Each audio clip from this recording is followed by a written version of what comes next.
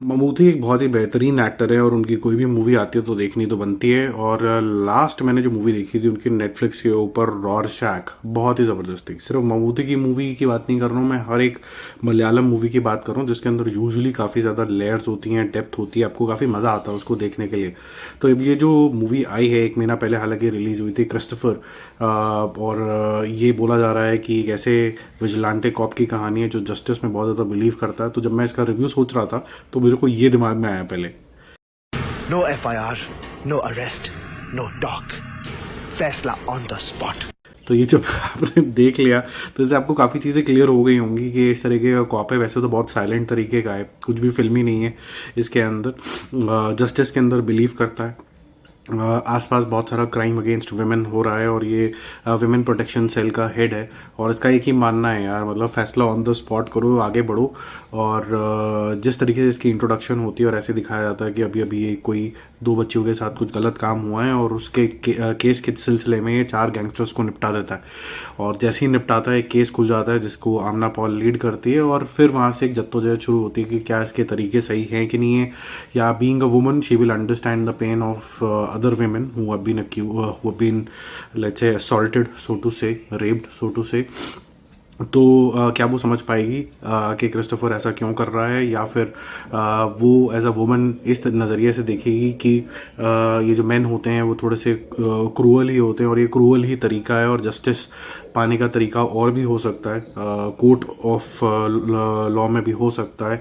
आपको ज़रूरी नहीं कि बंदूकें उठानी हो। तो ये जो जद्दोजहद है ये आमला पॉल के नज़रिए से आपको दिखाई जाती है। यहाँ पर पहले आपको क्रिस्टोफर का कैरेक्टर दिखाया जाता है, फिर उसके बाद उसकी बैकग्राउंड स्टोरी दिखाई जाती है, किस हालात में वो पुलिस इंस्पेक्टर बना, और उसके बाद फिर what are his base of justice, और इवेंचुअली क्या he will get a clean chit और नॉट, सो टू से। यही सारी स्टोरी है।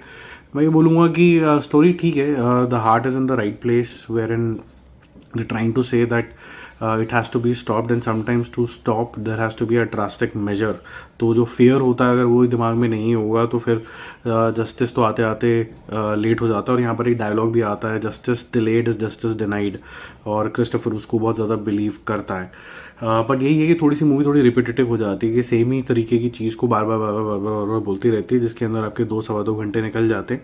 यही मूवी अगर मान लीजिए कोई शॉर्ट मूवी होती, 45 मिनट से 1 घंटे की मूवी होती, सवा घंटे की एटमोस्ट होती, तो ये काफ़ी इफेक्टिव होती, जिसके अंदर कैरेक्टर बिल्डिंग होती, बैकग्राउंड होती, एक आधा केस दिखा देते जिससे ग्रेविटी समझ में आ जाती, ब्रूटैलिटी समझ में आ जाती, और फिर वो मूव ऑन करते जो डेफिशिएंसीज हैं इन लॉ टुडे, और जो पुलिस सिस्टम है जो करप्ट है या फिर इन्फ्लुएंस हो जाता है पावर से और फिर वो एक्शन नहीं ले पाता है, ये सारी चीज़ों के ऊपर आ सकता था। और फिर एंड में जो भी डायरेक्टर साहब कंक्लूजन करना चाहते हैं वो, तो ज़रूरी नहीं कि हर जो इसमें कंक्लूजन दिखाया गया है वो आप और मैं उससे इत्तेफाक रखें। जो हो सकता है हम अलग तरीके से सोचें, but that's the vision, the movie is the vision of the director and the writer, that they believe that this is the right approach to justice, so to say. मेरा मूवी शूवी स्कोर इसके लिए रहेगा I would say 6 out of 10।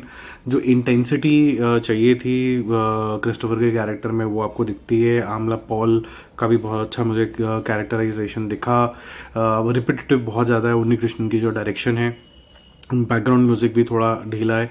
इस बारी उन्होंने जो production quality रखी है मेरी समझ के हिसाब से वो भी थोड़ी सी लो रखी है। यूजुअली मामूटी की मूवी में इतनी लो प्रोडक्शन क्वालिटी नहीं होती है, काफ़ी लो है। जिस तरीके से गन शॉट्स दिखाए गए हैं, स्लो मोशन के अंदर दिखाए गए हैं, उधर थोड़ा सा अजीब लग रहा था देखने में। ऐसा लग रहा था कि बहुत ही सस्ती मूवी है कोई, जिस वजह से इसने इतना अच्छा बिजनेस भी नहीं किया।